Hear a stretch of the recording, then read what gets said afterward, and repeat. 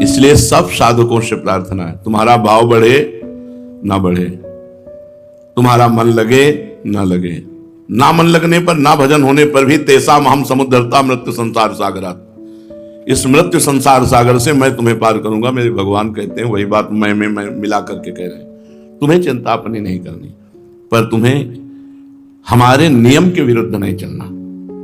नियम के विरुद्ध चलोगे तो फिर कृपा आपका तिरस्कार कर देगी। बहुत कृपालु हमारी लाडली जो है, सब कुछ बर्दाश्त है। हम एक केवल आपसे मांग करते हैं, हर साधक साधिका से, व्यभिचार प्रवृत्ति नहीं, बस इस पे शासन रख लो आप। वो क्या पूरी क्षमा है, और जो गलती होगी हम क्षमा कर देंगे, और जो त्रुटि होगी वो हम निर्वाहेंगे।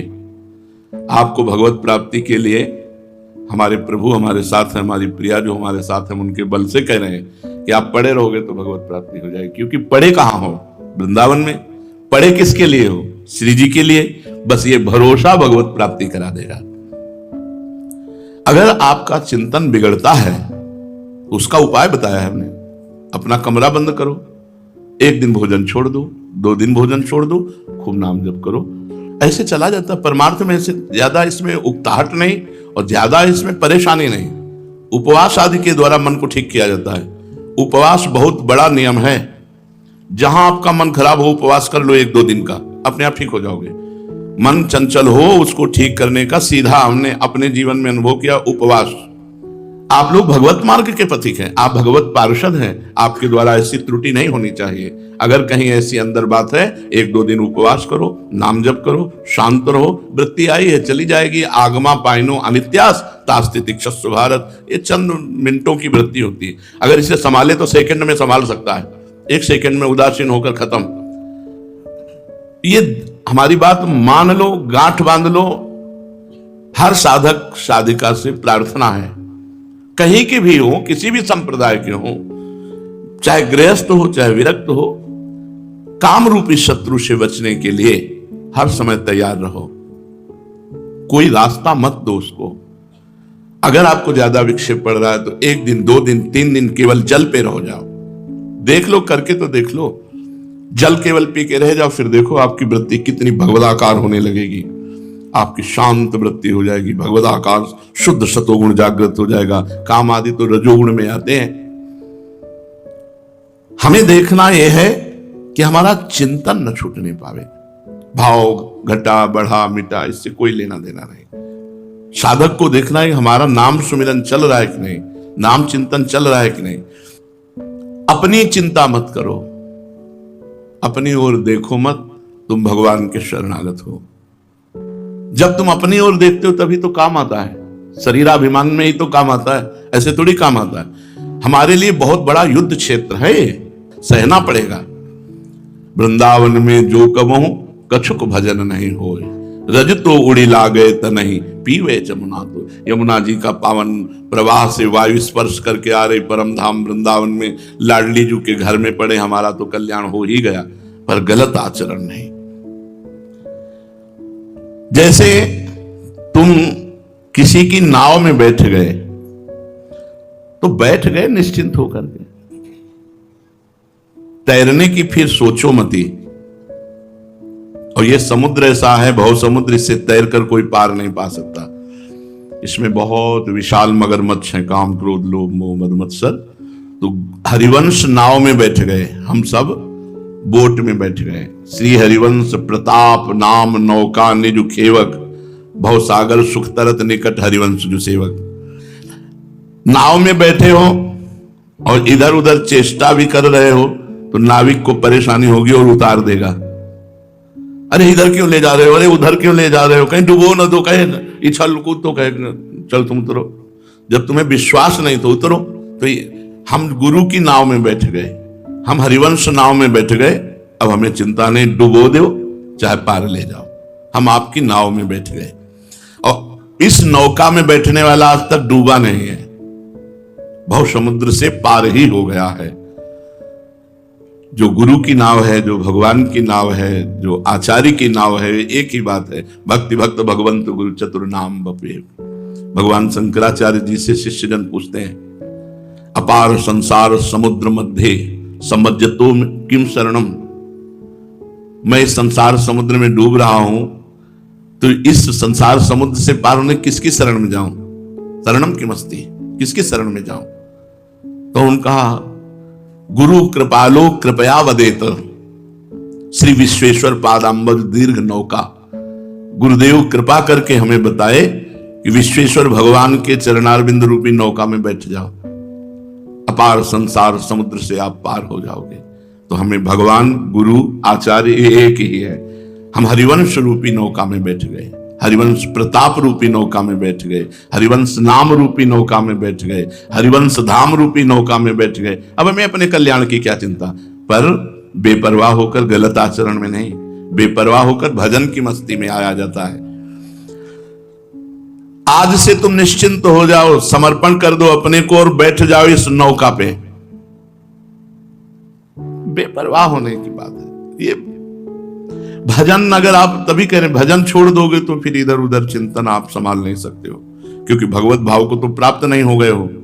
अब जैसे भजन छूट गया तो श्री जी की कोई लीला चिंतन चल रहा है, भगवत भाव है ना, वो श्री जी की कोई बात चल रही है और फिर एकदम ध्यान आया, फिर मंत्र चल पड़ा। नहीं तो वो ऐसा थोड़ी कि संसार का चिंतन हो, श्री जी का चिंतन होगा। अगर नाम छूट गया तो श्री जी के रूप का चिंतन, लीला का चिंतन, प्रिया प्रीतम की कोई बात चिंतन चल रहा है, उसे कहते हैं भगवत भाव। तो आप भगवत भाव को तो प्राप्त हो नहीं, इसलिए नाम को न छोड़ो, समर्पण कर दो और नाव में बैठ जाओ। और नाव से उतरने की कल्पना भी मत करना, नहीं तो बुरे फंस जाओगे। यह नाव से उतरना, उतर गए बुरे फंस जाओगे। अब वो माया भटकाती ही चली जाएगी, जहां आप थे वहां तो बैठ ही नहीं सकते, वहां तो आ ही नहीं सकते, अब भटकाती चली जाएगी। इसलिए भगवान क्षमा करें, कभी ऐसी मति न दें कि हरि गुरु से हमें विमुख होना पड़े। हमें उनकी हर बात मंजूर हो लेकिन उनसे विमुख ना होना पड़े। बस ये भगवान से मांगता रहे कि चाहे जितना कष्ट देना, लेकिन हरि गुरु से विमुख मत कर देना। नहीं तो भटकते रहो, खाते पीते रहो, सुअर कुत्ता भी तो पेट भरते हैं, लेकिन परमार्थ को नहीं जान सकते। मंत्र नहीं चल सकता, मंत्र दाता रुष्ट हो तो मंत्र नहीं चल सकता, या कोई चला के दिखा दे वीर हो तो। मंत्र दाता रुष्ट हो, मंत्र चला के दिखा दे, सिद्धि की तो बात जाने दो, चल नहीं सकता मंत्र। इसलिए उतरने की तो कल्पना मत करना, निरंतर सोचते रहो कि हम भगवान नाव में बैठ गए हैं, हरिवंश प्रताप नौका में बैठ गए हैं। कैसे हैं, कौन है, क्या है, ये सोचने की तुम्हें जरूरत नहीं है। नहीं तो जाओ तैर कर, विवेक पैदा करो, तीनों लोकों से वैराग्य पैदा करो, मुमुक्षुता जागृत करो और फिर शुद्ध ब्रह्मबोध प्राप्त करके मुक्त हो जाओ। जाओ तैर के, ये है तैर के। अगर नाव पे बैठे हो तो आज से अपनी चिंता करना छोड़ दो, ये नाव पार कर देगी, सुखपूर्वक निकुंज पहुंचा देगी। श्री हरिवंश प्रताप नाम नौका ने जो खेवक, भवसागर सुख तरत निकट हरिवंश जो सेवक। अगर तुम समर्पित हो चुके हो, अपने को असमर्थ मान लिए हो कि मैं समुद्र को पार नहीं कर पाऊंगा, और नौका पे बैठ गए हो, तो तुम्हें भगवान पर विश्वास करना होगा। अब हमारा बेड़ा पार तो भगवान ही करेंगे, अब हम तो उनके भरोसे हैं, हमारे में कोई साधना नहीं, कोई ऐसा तप नहीं। अपनी चिंता करना तुमने अभी छोड़ा नहीं, तो इसका मतलब तुम कृपा रूपी नाव पे अभी बैठे नहीं हो। बेपरवाह हो जाओ।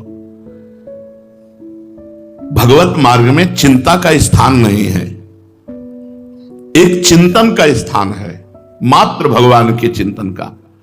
अपने प्रेमास्पद को स्वीकार कर लिया और विश्वास करके बैठ गए हरि गुरु की आज्ञा पे। अब खोद खोद के नहीं देखना है कि मेरे में लक्षण आए कि नहीं आए, मैं शरणागत हूं कि नहीं हूं, मैं समर्पित हूं कि नहीं हूं। नहीं, जो अंकुर पैदा हुआ वो भी नष्ट हो जाएगा, संशय नहीं करना है। जैसे बीज को गाड़ देते हैं और बेपरवाह हो जाते हैं और 10, 15, 20 दिन बाद वो बाहर निकल आता है, ऐसे हम नाव में बैठ गए, हरि गुरु के बेपरवाह हो गए, तो विश्वास रूपी बीज निकल आएगा और दृढ़ विश्वास हो जाएगा मेरा कल्याण हो गया। क्योंकि मेरा साधना से कल्याण नहीं होना, मेरा तो गुरु कृपा से कल्याण होना है, हरिवंश कृपा से मैं तो इनकी शरण में हूं, इनकी नाव में बैठ गया हूं। इस नाव में बैठने पर अनुकूल वायु चलती है। अनुकूल वायु, हमारा मन, हमारी बुद्धि, हमारा चित्त भगवान की तरफ बढ़ेगा। यदि गुरु कृपा नाव में बैठे हो, हरिवंश नाव में बैठे हो, तो तुम्हारी मन बुद्धि प्रतिकूल नहीं जाएगी, अनुकूल, अनुग्रह वायु, भगवान की कृपा अनुकूल की तरफ। अगर आपका प्रतिकूल की तरफ जा रहा है तो अभी नाव पे नहीं बैठे हो आप, अभी कहीं ना कहीं अहंकार लिए हुए हो, कहीं ना कहीं तुम बुद्धिमान हो, इसीलिए तुम्हारी बुद्धि तुम्हें धोखा दे रही। नहीं, बच्चे की तरह बैठ जाओ। इस नाव का जो मालिक है वो हर समय सतर्क सावधान रहता है, कहीं कहीं कोई बैलेंस न बिगाड़ दे नाव का, वो संभालता रहता है। ये गुरु चरण की आनी है, ये गुरु शरण की आनी है। जो गुरुदेव के चरणों का आश्रय शरण लिए, माया उसे परास्त नहीं कर सकती। हां, हमें अनन्य होना पड़ेगा अपने इष्ट के, अपने गुरु के।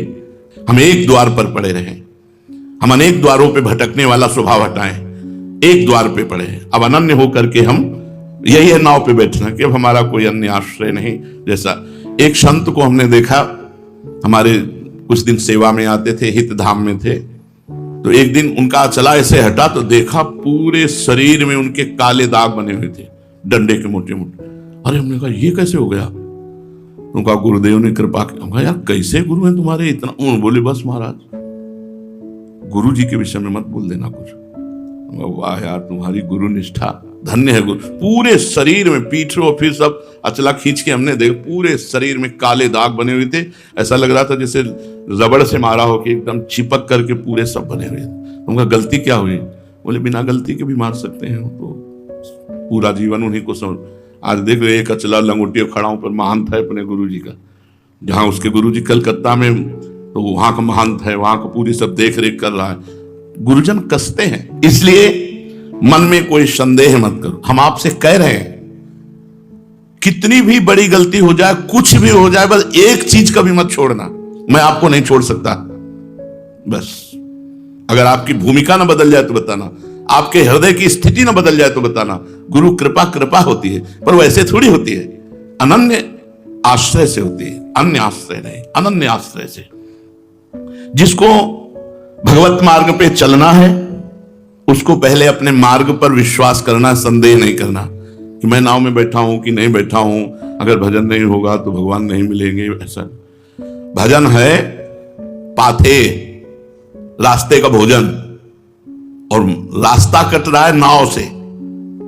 अगर हम भजन कर रहे हैं तो आनंदित होकर भोजन पा करके चल रहे हैं, भजन नहीं कर रहे तो भूखे चल रहे हैं, ऐसा समझो। लेकिन नाव चल रही हो तुम्हारे भजन से नहीं, वो गुरु कृपा की नाव तुम्हें भवसागर से पार करने के लिए उसकी यात्रा चल रही है। नाम है पाथे, रास्ते का भोजन, पूज्य भाई जी ने लिखा।